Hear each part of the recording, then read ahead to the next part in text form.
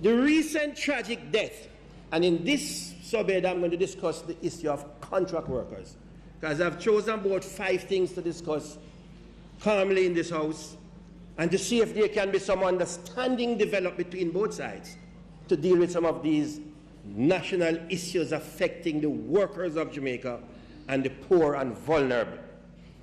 As I said, the title of my presentation is Protecting the Workers of Jamaica and the Poor and Vulnerable Citizens. The recent tragic death of Mr. Odin Wood, arising from an explosion at the Rockford plant operated by the Jamaica Public Service Company Limited, is yet another reason for us to focus on this very, very bad practice of contract work, which has wiggled its way into our industrial relations landscape. Odin Wood suffered third-degree burn and injured to 95% of his body after the explosion in April 2 months ago and died. Unfortunately, he was classified as a contract worker and therefore not entitled to benefits that would have normally flowed were he employed as a non-contract worker.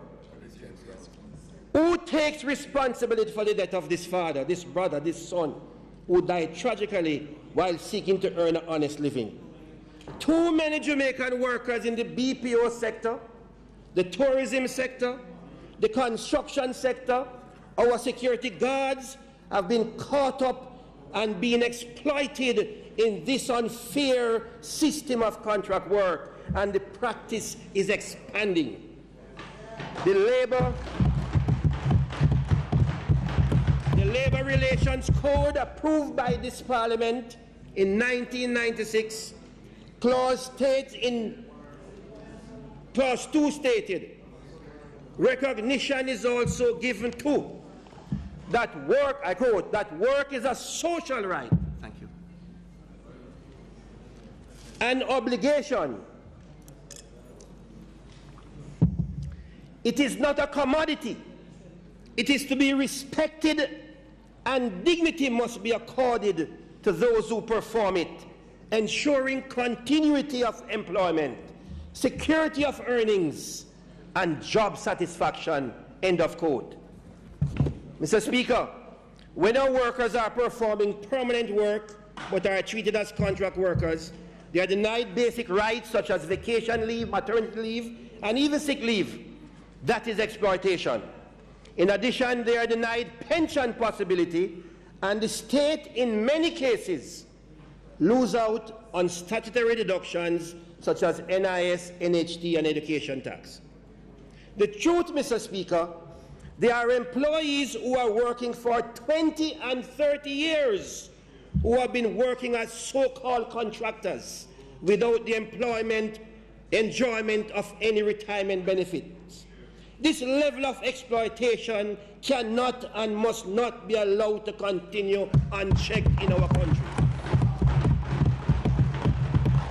In 1938, 80 years ago, our founding fathers and mothers of modern Jamaica joined the working people to resist the exploitation and the exploitative relationships at the workplace.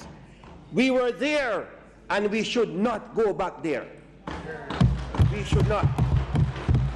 Mr. Speaker, as opposition spokesman on Labour, with the full blessing of my party and my party leader, I call on the government to join with the opposition, or if you don't like when I say the government to join with me, with us, we will join with you in promulgating legislation as a matter of urgency to protect the vulnerable workers of Jamaica from this oppressive, exploitative, and unfair system of employment relations.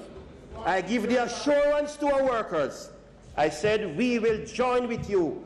Other countries have done it.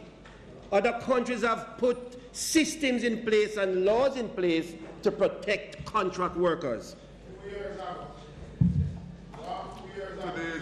I give the assurance to our workers, as the leader of the opposition said on several occasions, that a future PNP administration will do as other countries have done, and pass law if you do not join with us to protect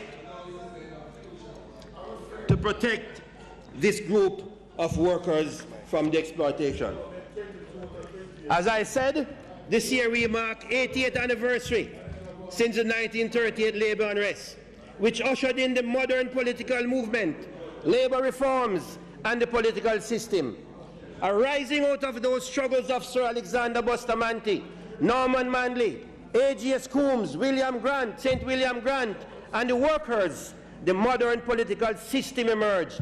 Mr. Speaker, in our opinion, now we are witnessing a weakening of the labor movement, which threatened the collective bargaining process and denying workers the right to representation. In the last round of negotiations between the government and the public sector workers, I said, nothing was achieved in those negotiations to reinforce the sanctity of the labor movement. In fact, in our opinion, as an opposition, the labor movement was given a big body blow. As we speak today, the nurses have not signed the wage agreement with government. The correctional officers have not signed the wage agreement with government. The police have not signed. And there are still workers who have not yet even started to negotiate, like the workers at the Heart Trust NTA. Again, Mr. Speaker, I want to make it clear that we are prepared to join with you in ensuring that the labor movement remains strong. It is that on that the modern political system in our country was founded.